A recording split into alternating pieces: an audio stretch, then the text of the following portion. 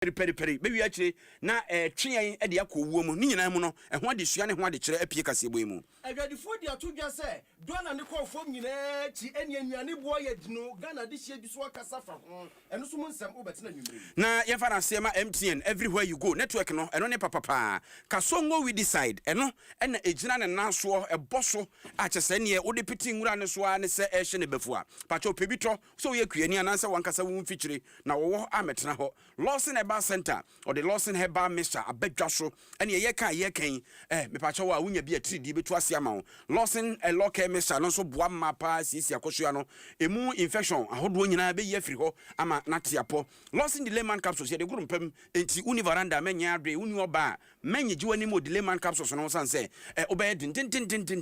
sakosa de beche Time Herbal Mixture bibiduro kan uyo obi a etridi hawo uyo obi a udidi kakra bi no ofura ye kutu de aduane ma wa na chese wonu moto untum nidi afei so no wa ye adwuma kakra bia no abre ya na ote honam yawo Time Herbal Mixture na beboa wo Fox mosquito coil eye entuntuma duro soronko a eno nso aba na eboa mesrebo a unye pagya so ano na esosi empumusie bebre wo do si dem a sima kakra bibra beyi obakona entuntuma akuom egude mo nya sanketo abonten so na oto indomi uchikosua wo ya adwuma na dwuntin tuntum hawo mokra mo ya adwuma eye awiabre a ye na nwansene ha mo no muhia Fox mosquito coil DBS Industries watetene chance ne so si breni nie so obeba na obeton chance ne bi ene ho mu nchemu dunum wate edi efrin chance ne so achese enya asem keto akora Holy Insecticide Spray ene ne call wo se da ne da ena kronkron ene ye kan sa wo de call no ebeso asi wo dem anansa spray no de petepete dem ho ni nyina adwumakro na ewo entontom ne ntafre ne mo amoa ntimi nyeje omo nsene wa bobo ano hokra Franco Trading Enterprise ye phone nyina adwosuo iPhone Samsung Nokia Itel no me ho nkeka ho ho aka de bia ubenya bi na wo nso a upe TV any air condition upe CCTV camera washing machine Franco Trading Enterprise na benya na papa kai say wo to ade no online o ma 40% discount Hisense everyday prices for everyday people everyday prices for everyday people ye ka Hisense ya eno no na wunia no afi na wo hyebra nase ana waba koduru baby opeso sakra niamem na otonio papa beboa wo na de betwa kwantenten a eye Hisense nioma TV fridge air condition gas cooker blender steamer ni nyina microwave oven bia bi wo ho Pepsodent kai ne twitwiro se anopa na otwitwiri na nwumre wate ase cavity fighter no na beboa wo mo atimi asere bedwuma bonsiri na afi waka asomsem adidi na wate ne de nwumre won madama ne esomwo ya yesomo no na na sei ampofo Gemini nana ade munonko ya mo akwaba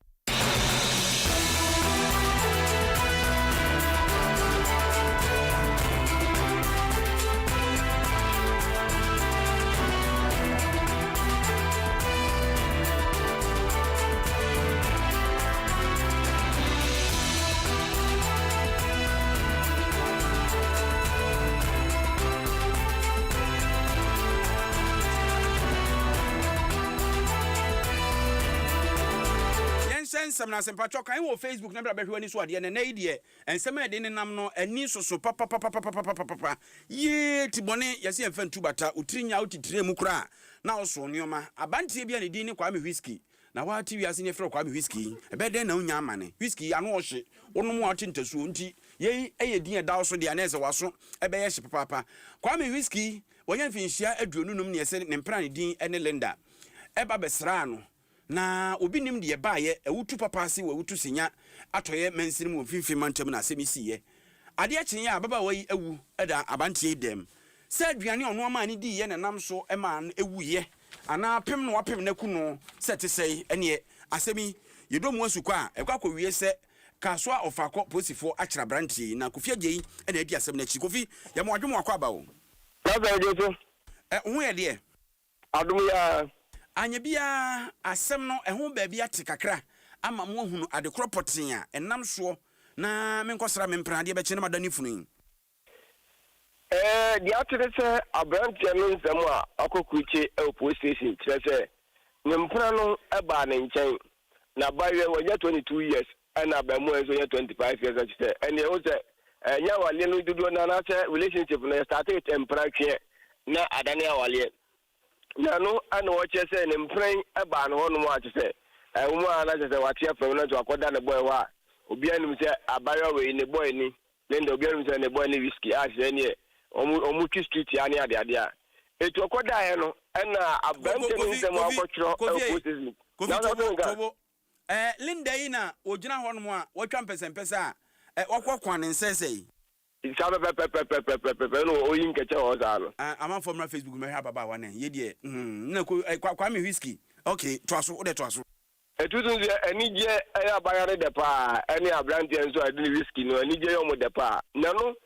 na ba mu ani nsem a wo ka post for chese ne nsem na okeka ne nsisi so no chese ne mpren eba ne nchen emna oba ye na okuta indomie a wa ya wo ba bedie no oba na kwa whiskey ka chene do indomie de so di a enche da ni emunye du enti ne ma no aduane se aduane ben eno ono ene bepum ne wontimi nka ntia post for se na oba mpesie ana se bia kokonte ne waka ana se bia opulacha ana muchu na no aka ne wanka ba wo chese oba no and what catch up as you really because we damn in Jones, a mlantia, ko back or down ever down Chaya. Obian the other cost on the idea. Indomie, my own spending night in my engine, your own preacher Indomie in Chay. Nedia, Wayaman, only than Libby. It's about more than some more kind of watches. I buy any day again, Libby or any die. It's almost our initial chain, no, not a who if we are buying no, I buy it. I buy the okay, I know. And I would dim the car a friend brava could have back say again no at down what that's what they know that you got town some of the hospital we could do us with nice who got that man for churches a beer almost a beer be and never do a new our ban idea and you know and a bushafon so say ya a bushafon to call police station call reporting them no bushafon could do police station Omu ana mu se kwa whiskey so abam so bitu no for some official complaint and to buy an post for chese and ya ukra ye dika kwa do hasema badada me no ka se kwa whiskey no fa kwa post for edna sekukumu abayo na mu no se so mo de go do hospital so wuda da nto binim se bia na odi ye no ene ne bia na dia na contaminated ana se na poison ana se bia bia oni ne den ne bia odaburo so ene bia abayo na dia ne dia abamu an ntem no ka no ta no je se oba ne bae o ma na duane die o ade tin owu etu obi nim na se duane na na drum na ba Kofi abante kwa me whiskey o se aduane no oba ne nkwa ne di o si no no wadi ndi awie enti oba ne nkwa ne di sa moment ndi oba ne nkwa ne di echero na tweke abusuafo na so se eba ne sei no oba to na duane a oba ono oba ho no se bi oba aba won chen we bi sa so onu ato na dia na ba se bia dia no asaka ka jo ba no dia na da but oba no o se ka cho ba se o mfa na dia na onu ato no bensi o na oni ni dia no etini dia na odi ye no o kire se onu na se no ka se ba kufu aku hu ase onu kwa na gba na mani onu na e court onu na e lawyer onu na e judge entina man na gba o gba che post for se asem na kwa na kana se ensisi su ye because e ba ne se no ba to na dia na ba bedi na o ka che ne che manu bi ti jauri ni se odi wie ya ade tia o so da huru tia na no ntiwawu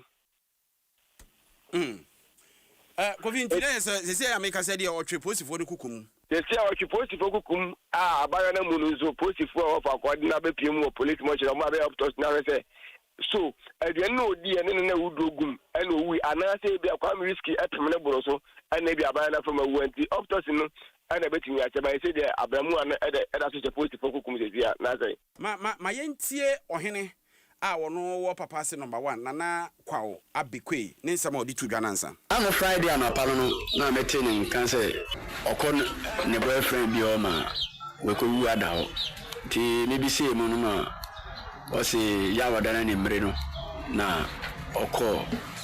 oye ne boyfriend nchen na oko no kra na okita indomie na odokwai ti indomie na odokwai no kra wendi indomie no na obema no eduane bi awaye na bema ne mebi na odi enti ade bechi fida no no chese bema no no kasemu no chese oso ni nsemu a na wayemle oso ni nsemu ayemle ohwe ne nanu nyina atohuru enti obi na efre ne bra no ne bra peni no se die si new no so tutu america na okoi nti okoi no na okebisem nti obisem na sana abofra ne wu ato boy ne dem no ka chese na ngasa de onko na onkafa abofra no mfa ne betra moto no so no nko ti abira okodu hospital na chese we wu dada ɛna doctor fo no kan sɛ we win to one fan mbrefi enti nana kwa abekwe papa se number 1 hene osaye ababa walenda ne busuani na otese ne kasa kofi me mfa won sinti ye besi akire bia no binim se aposifo akire dom ne be kokoto a me look at the aposifo chese wo ko autopsy report no na be chese bia se wudru na opoison abaya ndia na fo mo so bo a charge ya mo tumi di abo no enti se do mo chese report no be ready bia o kina de na autopsy report na ready a no mu de ku abaya na and who charge and no more so e dia ba Kwame Whiskey ma me na se Kwame Whiskey na ne to atwie oba no so na ne ogina ha no ma wakoko a etum so be passa pa na okoto no osore oba Facebook a be hunu na ne photo da ho ababa fe o ene wawu ya sa no ba na wahye no foforo so atimi ahwe na watie bi na ye bekọ ense foforo so no so video enso tachire din ja sepani boni na seka keep you to the end na ho asem ebi eba yenko anim yanto aso ne kwansen foforo mu bra Facebook ni YouTube jina ho enko ba bia na video ya ebei nya video ketuo we dia panin no ho akodim na ekan university senior high school assistant headmaster ho eye owura Charles akwasi edu ho akire no ene video bi twagu e wa be fo pa no so anya asem ketua kwasi edu na school ni baba wa koda ketua bobonse akura ni kuta form revive namde ma nu bra Facebook ni YouTube se sia bra behwe akura ni kuta form ti se de man ni twa selfie no sebi pepepe eno owura kwasi edu assistant headmaster chese eni sabonkumin wadi kuda koda ketua yi chese nimpokuyem ekosoro na bafom ena akura iso nwenwen headmaster enwe na koda na enwe sa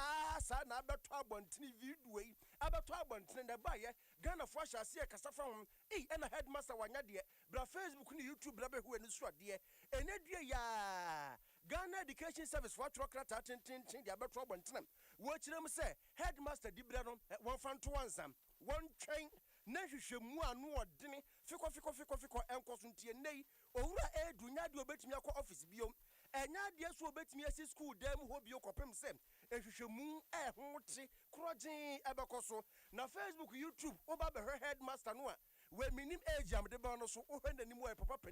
papa na ni afia mesusu sa akora kro betimi achem no awo no ense hwe ne nsa hwe wo sa shekawa we ya wafo married man wa wadi ense akwada bobonse ne sane na makura impoku ya ho sana ye kwa ma no so na yani GS wo mo PRO enkwadi nkomo owura Daniel obetimi am ye nkyeremu ye pa mi wura te me kan madwoi yo mejo so pa wo pombo ko de ya me ekra kakra na waso e misumu ye pa minimu a video yi eba ne sana mo saka ye mu ne hene enkura no na de Sunday mu ana se ne nam frama mu ana musumu hu bie yo mamenda na mintia etiefo ne ahwefo nyina in fact as you rightly said it began and it started from social media video about a trend on social media and all that and indeed when such videos come when it's your social media the nyoma bebre na ekoso nti thereby we don't really take it with that level of seriousness from the beginning but ekonenim kakra no we had people sending it to us and people even mentioning names. So I feel, Crawford started say Wobodi say Nipa way or a head teacher or KNUST senior high Ebo Nidin, Ebo student Nidin and all that. So the thing moved from just a rumor to something that needed some attention. Into Yamano attention kakra. And because of the initial names now we got in touch with the Ashanti Regional Directorate of Education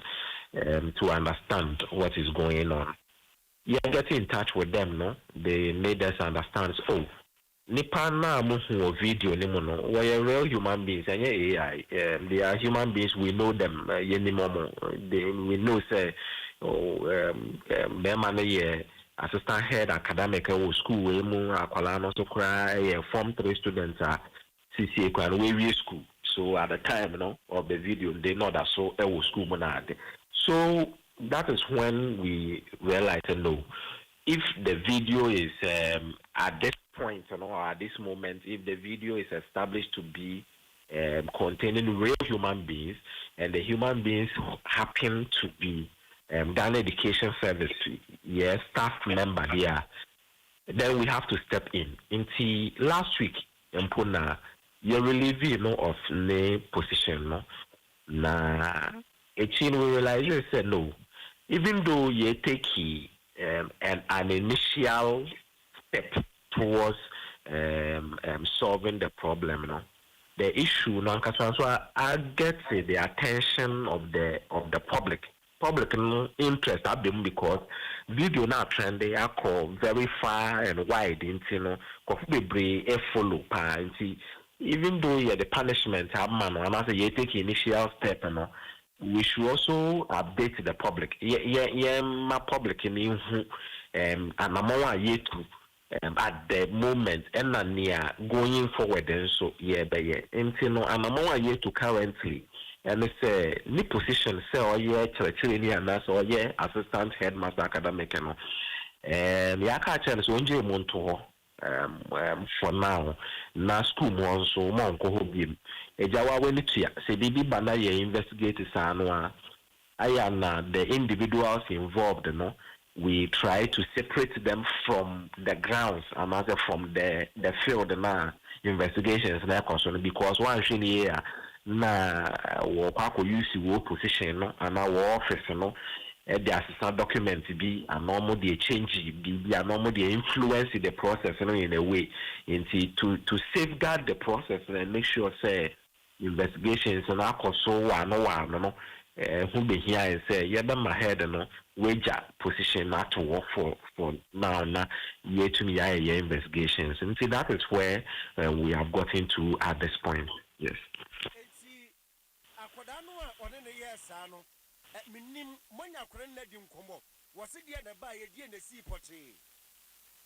Yes, so better investigations and don't forget say in fact decisions here you take at the moment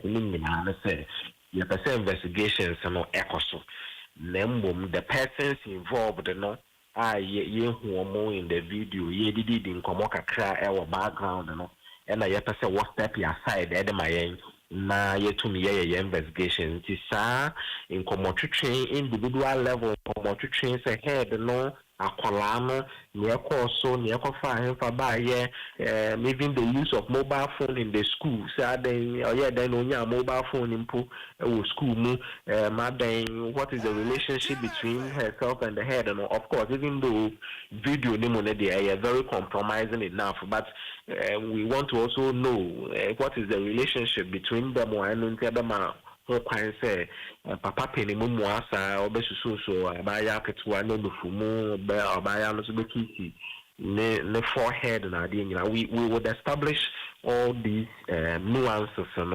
in the investigations but for now CCIA in community we have only been able to establish preliminary fact the video is true, the persons are real, they are actually GES people. In other words, a staff of the Ghana Education Service, a student of the Ghana Education Service. We have been able to establish these ones, and so going forward, those details will come in the investigation process.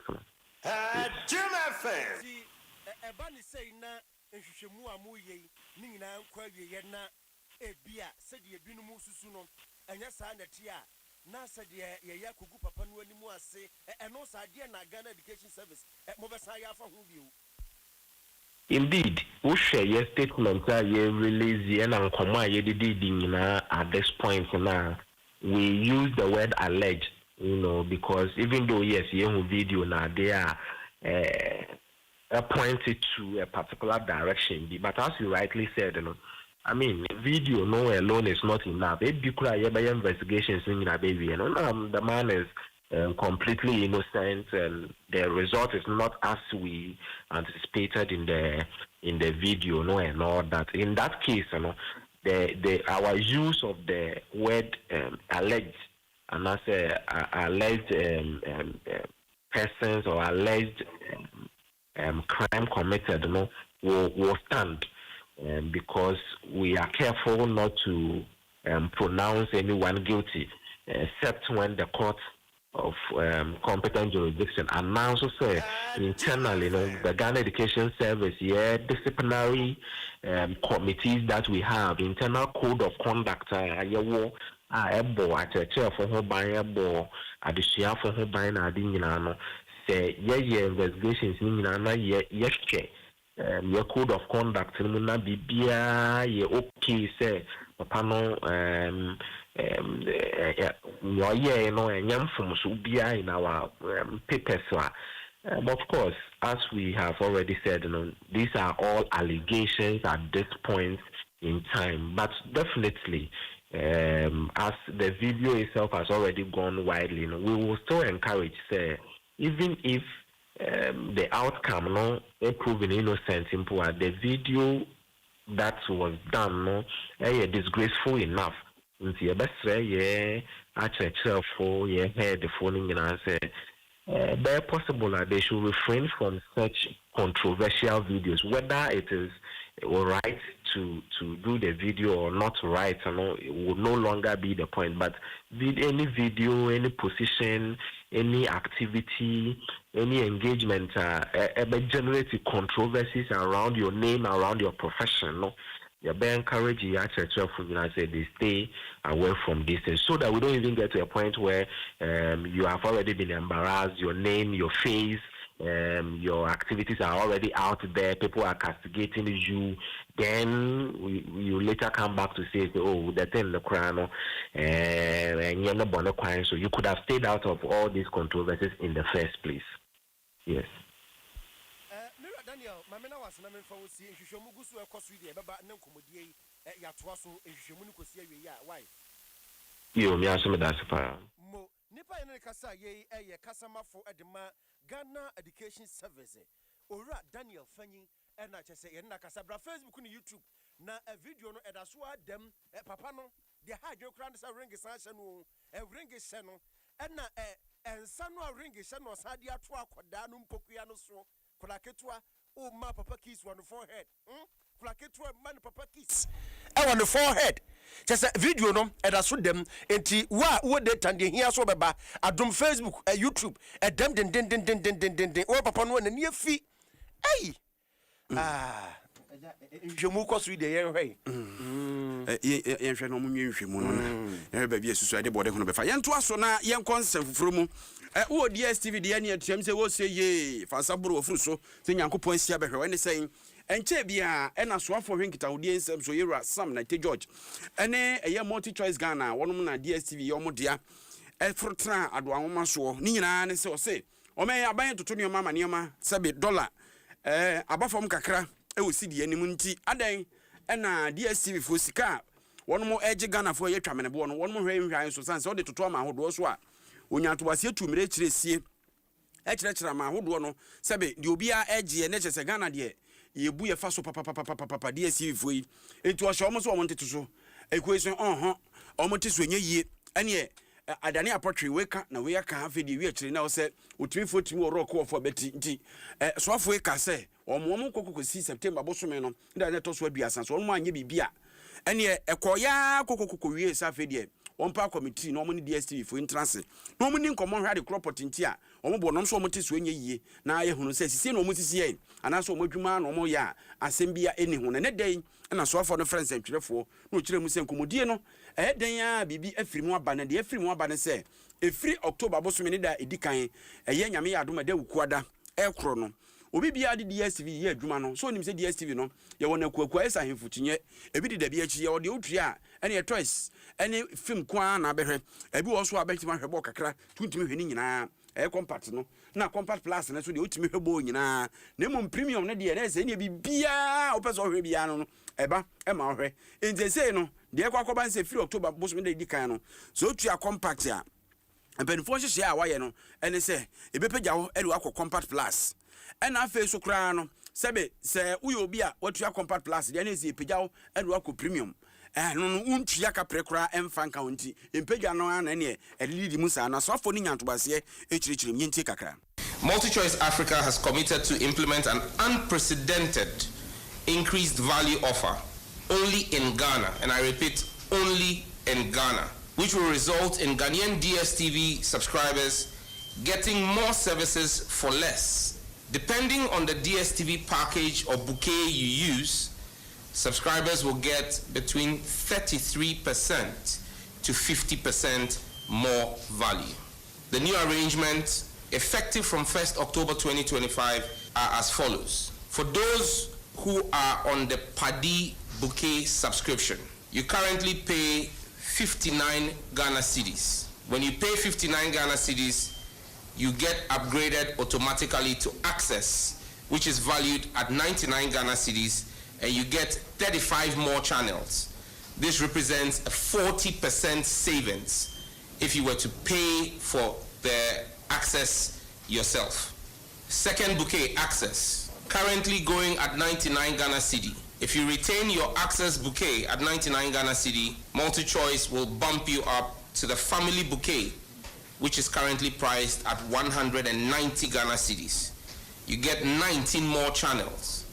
which means that if you were to stay on Access and get bumped up for the value you get, you make a savings of 48%.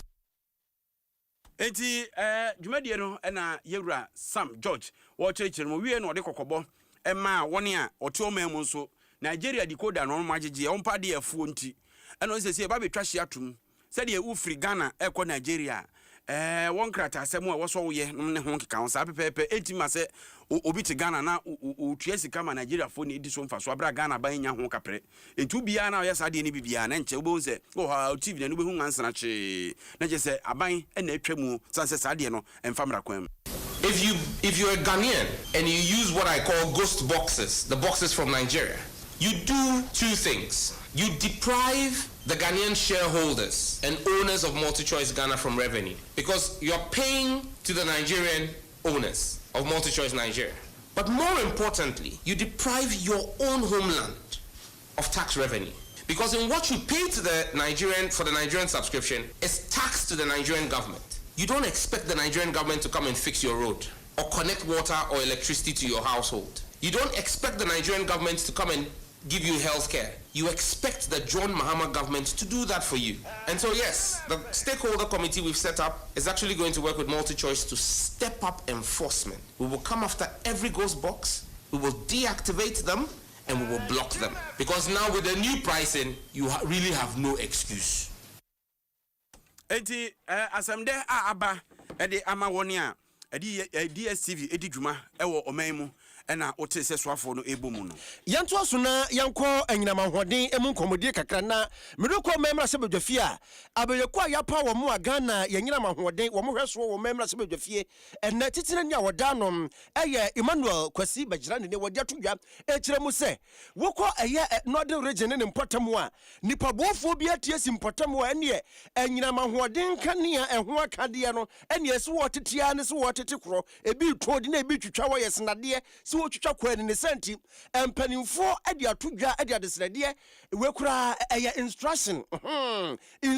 mu odene wodi akwama eye Northern Regional Minister say enimu animu ya wompe kwaye obefa so a wono akasa mansini ne mpotam ho akronfo wranfo a ate wo hu agumu a enyinama hoden kanea ho akade wo twitwa no wonsia no kwa animu ya woni sem wanyina todwa wabra ene endetko wono omukoshi a edwendwere kwampa obefa so a sa suban boni atimamufo bi ene woda na di wo mpotam ho no wo betimi atu ase. In the greater Tamale metropolis, one of the problems they are facing has to do with power theft. Power theft in the sense that people in the morning will remove the cable from the meters and the night they fix it back. And that deprives them from the revenue that needs to be collected. And these are things that we all need to brace ourselves and get our people to understand that without payment of the electricity bill, NAKET cannot survive. The other issue has to do with payment. And so I want want to bring it to your home when the regional minister comes. Let him understand that the Committee on Aiming has decided to let him know that the Northern region, specifically Tamale, Greater Tamale Municipality or Metropolitan, has issues when it comes to power tech, and that we beg him to work on it for him.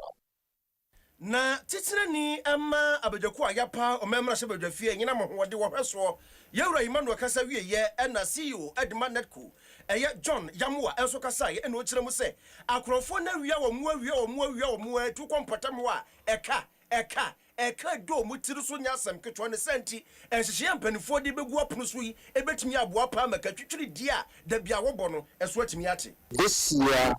we have been able to push, and comparatively the losses are coming down, and it's because of some measures we have put in place. And one of them is the fact that we get up early in the morning by 5:30 to go and monitor our meters. And as we go and monitor at that time, those who did the illegal connection in the night will be sleeping, and so we go and take the evidence. And later in the day, we go and present the evidence to them, and then we take them through the process we have to take them through. That is helping our losses to come down. The loss figure we have now compared to last year or last 2 years is far lower. So it means that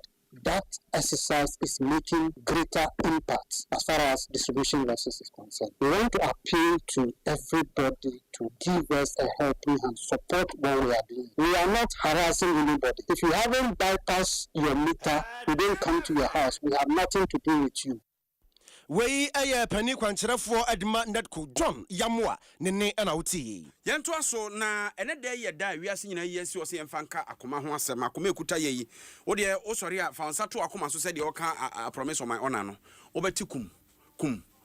sa kum no enya jai se kim no ano no wato nananom e wonsie do akoma no efri bra ye wo na abosa abesi ne ade be ka sa bre no wo so wa bra sa asi so wo kwa no ye oniama ba kum yenu miensa bi o ye ama akoma ne tiapo ena eniama ba kum yenu miensa bi so ye de tia akoma no kora na odokotani ba ko bi nenne akwakoye wiase nyina akoma da eni mu nyaro ahodo ye ha no yese dabi yemonwura kolebu ho ne o man nyina ya sabia no ni tikase pa na yempa dokotafo abren wakoma mu no ba ko ne Dr. Sheliwiafe ena wo kire yesehwe ye oniama bebre wo no mu a ese yakoma no na akoma no so ya na ye yirefi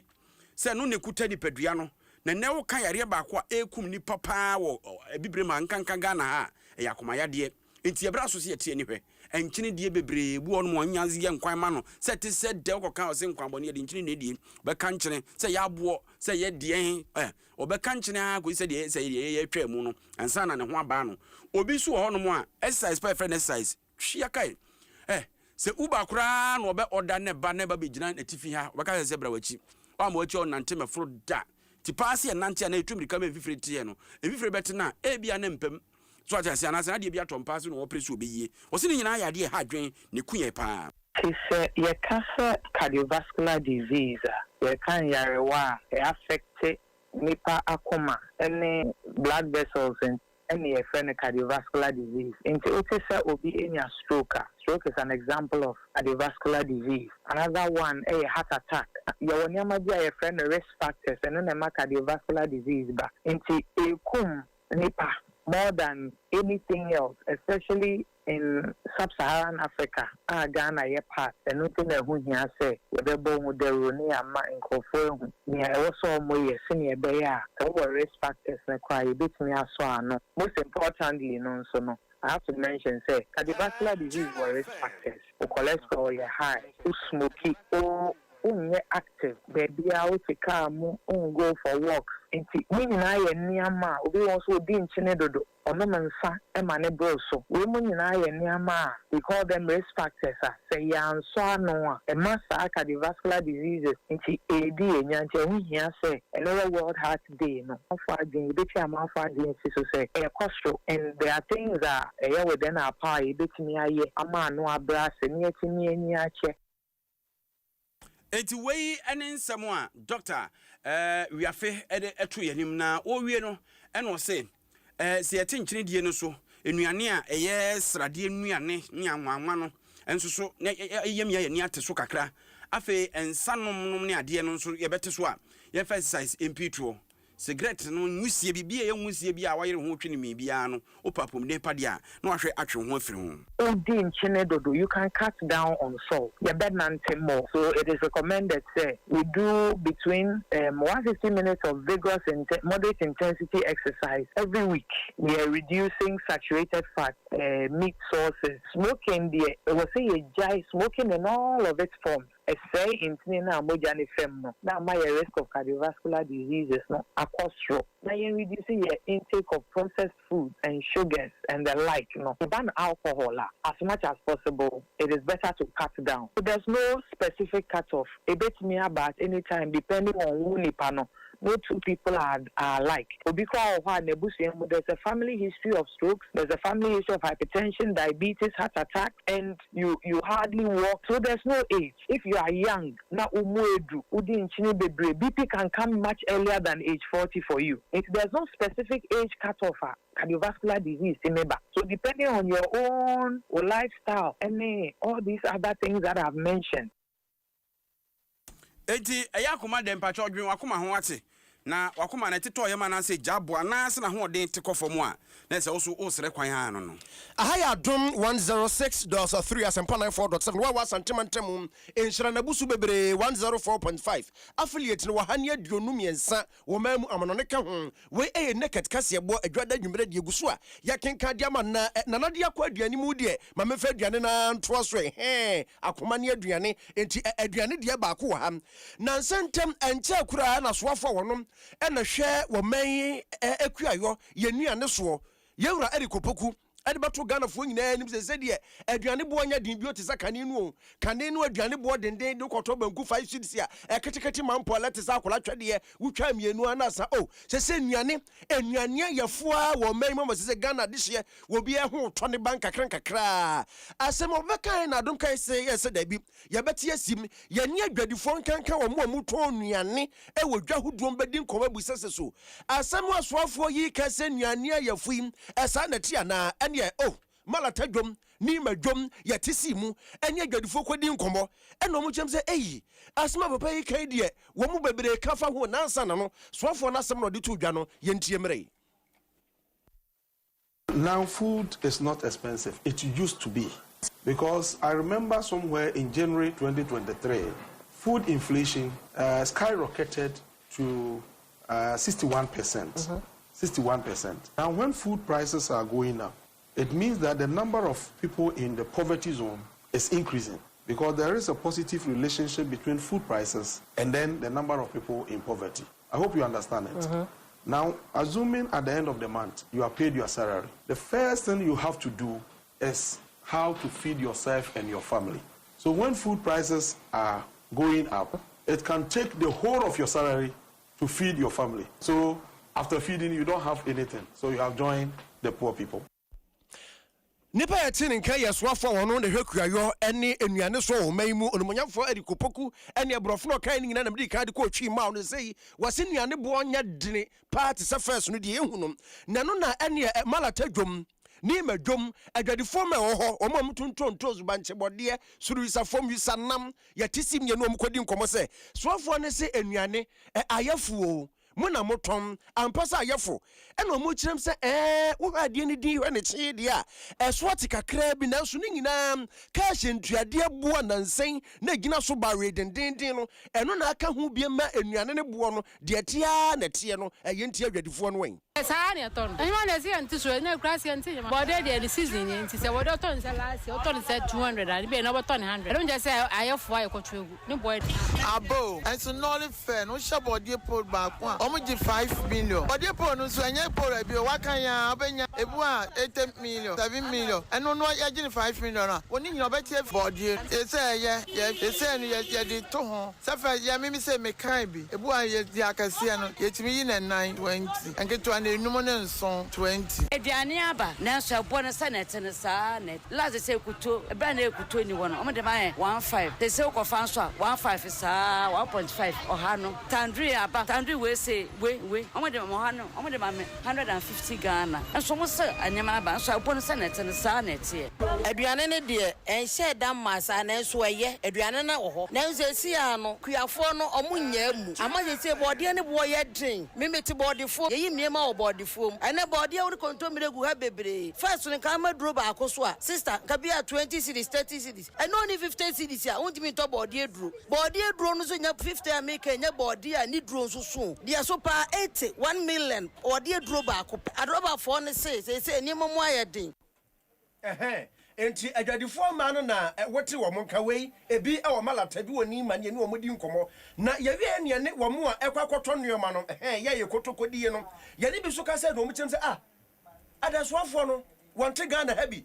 aduane ye afuda ben wo mo kyerem se banku wo mo to no 5 cedi no sa pepe na size ne tie ye nte so ma 4 cedis edam wo mo koto ene 1 pound ne dia mo ebia 50 900 cedis no wo mo kyerem se sa no mo to ne ntinom wote ase a wo nwene so wonte ase die ntia esofo ne kasa asem no Kukurumu a menye bibia topan ama wo ne e chen first no ya tete so fine bia wo benya di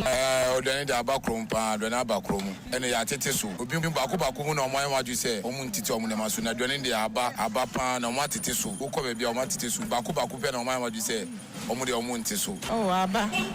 ya tete so fine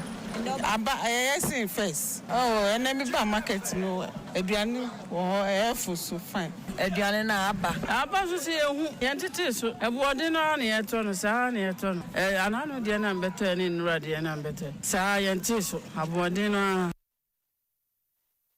Ghana this year bi ene na ate ye no ebi kire mu se ya te so kama ebi so kire mu se ede agina ne gina nti no wo de no fa to Facebook ne YouTube na yenkenkan banku wo to ne sei endei se na ato no size ne te sei na fa to obrepam ye bekenkan ni nyina correct ene yebeko kumase ebre ni akire kura na ye na aboafo na se ansa ye fa se da emma eye ekasongo we decide we ene edu papa akuafo nyina gi atum ti wo de awunwura no emfa ho ni nyina nyini ni so yeswa eho aduro ho Ghana ha agrochemicals shops ni nyina mu ubenya bia to saso na Lawson Herbal Center edu papa ememedro wo ba podia no bema so mpende no na mo balance bibia kama pa Fox mosquito coil aye coil papa patron tuntum sro no dika tuntum no anu adwane anu atwane present pebi na nwumre da eda ye time Herbal Mr aye du papa etridi ya de how fever how power nu watuntumi ni di wadro aye time Herbal Mr DBS Industries watete so say aye 5 to 50% products ni nyina wadi abanti kwankwancha nkoto ya anom de 3 days na niapa DBS ye wi ma 20 years warranty umpe we die na wogie e wo wiase holy insecticide spray no ne call so aba emwa wankase ni wo mu te se entafre entatia ntontom no eku am gomse amatimi da edaye Franco Trading Enterprise eye force laptops ni computers papa fie me patcho we no eye 40% discount and odi abantu ko Play Store App Store o download Franco Trading app ne penal place order with them 40% discount wo benya force no ho akade de Franco na akofa edi aba twitwirosia no pan ye nwumira wo sembe ye fa yakona ye hwam kasa bia dompa bia obebom Pepsodent Cavity Fighter eno na make am for the Krafa penny for high sense everyday prices for everyday people and your medicine fie part is a TV fridge money nkunya de high sense akofa bako ndema papa ento yentwa so na yenkwa asantemantem nana kwabi mreku so mu na efa yewura mu wo asantemantem nana kwabi mreku so mu ase medase mikutamu ewa asantemantem ahenkro kumasi ha yenhira 104.5 edi ameje so ya mansachi ame kwadwo bi mreku na nsam ne dia tele se bembem pa na mamimfiri ase ewo mampani abedi akiri na tenaye na enei mampani abedi akiri Professor Jina no pokwa agman na no ano ani asante manto ahenkro kumase ne nyina ne se wode edapen na abebo ntoa ewa ha na ne ntoabo ne nyina no wode nani kiremu ewo dwa ene abanada no efiri ase na aka nwuram na ene mfikodwo huhu nie dodo na so aka nwuram a ama edwadie saa mre dodo na anwe ne se wasante mantem ha na edi nka no odnani chiemu ewo mamponte kohwe ya ene adwa akese mienu ena se ukoduru mamponte a afi ne sisi kwa ho enu achi ne so to aso ndani chiemu okrofo mbusum kese yesuwe ono so kobo enya ko ho ho eto aso akopie mu oso amekwohwe ye ada no dwadufo ma ejabrantem bi to dwa mu ho akowi ase wo mu efo akesusuro na maami ebre ne wo bontoa na woni nsentwofo bonkomo na wo chese wo hwe adwadi anko na ko bechese nka ma bank pa na ne nyina mu no ebre na omo ba no omo bontoa ka kire Ghana fo so mba ombeboa ma adwadifo no se de be ya wo mu ebetime agina brane na ebre a okasa cha de hia wo mu ewo mamponte na wo chese dwa ya anwe ne tisuwe mpanifo se achia emu ye esen abebuo nyina dentie ne omabai wo mu bahwe se wo mbaye ne nyina na aboa ama adwadie agya na so brane na woni nsentwofo kasa no ne nsem ne binie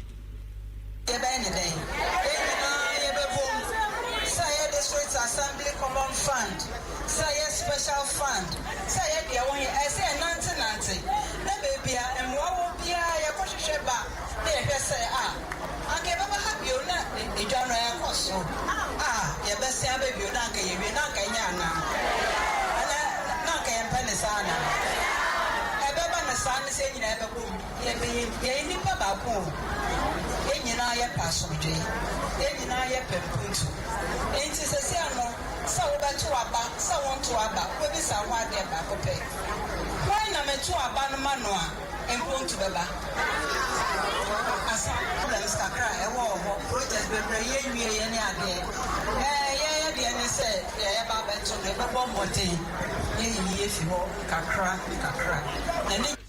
Areshimama opanya tene kan ye mampani abedi ache Professor Jane na wopoku agima na ebere okopie mu ewo soame na ne adwadifo a na wo mu store sashi emre bi atwa mi na nsentem ho no na wode eto mo anim se sesi a no hwe a district common assembly fa no emu odupa na sese ne agya mu edi ama assembly ntia ne agya wo mbehwe na assembly bedwa na ho no kakra bi o mbetimi bia no o mo tefa sa de be ya o mo so ebetimi edi aboa wo mu adwadie na efie aye asomdwie. And I'm a buy and so something for Modi Edim, Yananti Mukakra, ya Yamu at it. Ain't take a cram, a catcher, woman would you ewo, a John say, woman could say. Never more be and Pabo about Yamio, and then no common fun na eba no more do. Echa common fund be abada. Nan the senti wo to say so ye de ka ho. Enti sasam sa ba ya besre ye hwe na ye fasas ka me bi. Ye nim say e bi anya ni nyina na beso. Na yesu be bia ye wo bia ye fa ya ko ya ho den. Enti entry le ye hwe say sika no mu be ye nu. Emu be ye du na akwechire na edwa no esesi no kakra. Ye nu ye mejira amaka me kakra ka o nko chi na mo beba no. Mbako na edwane ye boa ye nyemesa ye si ye bi o how na firi ho nkakra na ye kɔ ye num no so bia so be mu se edwuma ye no na ye besere kese ene asodwe. Arejimama opanya tene ke eye Professor J na opoku agima ono na eye mampani abedi akire nanei wode da pembe bontoa e wasante mantem ha na santo boyi kaka kwa brantie na edi na chi a wono ene no ekoye na wabeka mensa e wosu bia ha kaka ku kwajo sesi ano makodu ni sei Professor J na opoku agima Ghana mampani abedi akire wode na probo ni nyina abana wiye ekokopie mu ewo otekoko so na eno no ensentrafo enya kwan ewram esanse ekoye banu enkomo yes a cruise door na okoye na wonu wie ya woni yetwetwe nkomo chiru so wonde asanteman puntuo de edana kuma so yepa se de mo bontoa no mo hya ase no on pese edwa hodo na wa asanteman tema asabio yato na jeje mu woni na aban ebehwe na wonu asiesie se de be ya ema ye kedwadie mu a ohanchiche mu aduoso na wagana ha no omudi mu tintima nti asantimam ha de omani ewo so pa ye hwe enokwa edika bo ho voice ndada munna mo bonto na fans ntesai enokra fans ne de ye nimu ani animu fans ne wo suru ye papa ene wo hyase ewo mamponte po ni behwe wo ni sa kwanse traffic gina mu sa ye dikopie mu ewo so ame eye edwa ehyi ya odi nkan ebo ho amane ho so na fans no eda so eginam ye bwana kopie mu ewo krofru no eye edwa na ye si no ye ne kama no e de ekọ nanim ye papa e also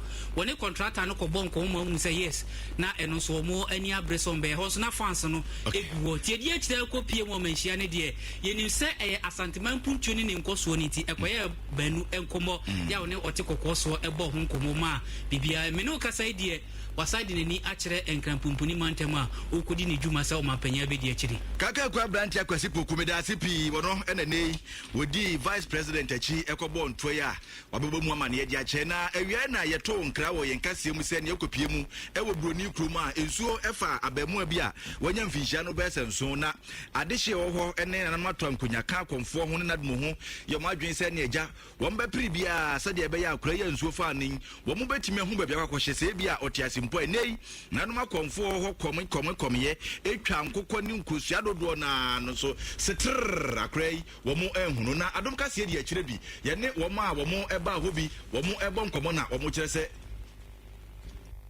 because you need a balance ano and do e kusida ndi ke chisa ya pananye wono ina so ikeke ye ina de kunju twa nkokọ miensa sira nsanka ina so yesa bitwa yesu modi wa na namo pa chese see mo ti say yemfo dwane ye den embla ni hu say tumi ho se tumi ho ma jene na je nsaka akwala na dada on ye say ye pai bo say bo mpem fo say obi o mo le be hu akwala no ne hu akwala ni wia na chese ene akwada wanya mfihia nso edi nsaka ne efe no kwame ena ensuo fa memenda mu ho etu ama mpanfo ye dom betim bia kwasiada wo mu ya paye o mu se akwaside enti eja apaye na anye ye ene ye timsuwa no pemu frisa no pana besi sa mri o mabọ konkom abo akra no mahuno na o mu chemi se nam se chena yamfa nkonsuo no suntie ne chena de o mu nkọhwehwe no nyame ya adoma ukuada na o mbeto aso na ne masa ko yi apaye e de ahwe akra no se de be ya so tiase a fine won tiase nso a na empanifo ahwe na o mu apeno krabre na se ha na bra me kwan na eneda Jordan se ba mensa so no mede ne nyina ebesidi amegye so ya mansa nyina achia me kodwobin emre ko timinka Jolate over to you ewon kan achia me kodwobin yasom ewa ha na yei yenu abe makwa me anum na ede we aba wo se Precious Annabella yafuri ona abusua ewo oyarefa Teman na omuti Adom FM papa nyankopon nhira mo na we nsuso ede a wode ebaye me hum the opposite kire my yenti voice of the day na Emra so person will try will be ahoden hwa ho time ani pa na kwhye toilet so no ye wa bi nse ne wu bie toilet ni gate no hai ona bi wo za wo ni mere da monete so person will try will be ahoden hwa ho time ani pa na kwhye toilet so no ye wa bi nse ne wu bie toilet ni gate no hai ona bi wo za wo ni mere da monete ya frame na say yampofo agin nana ade munonko na say enkoma Adom team ni nyina a busy na afei hwane te ona de oku ete ho oforiwa so te ho na tetewa so te ho na akosua aduama so te ho ya chairman gina wachi oni omundi o sa wonde wabodada ana wa mo ni kwili nso gina wachi ya da masim Jim FM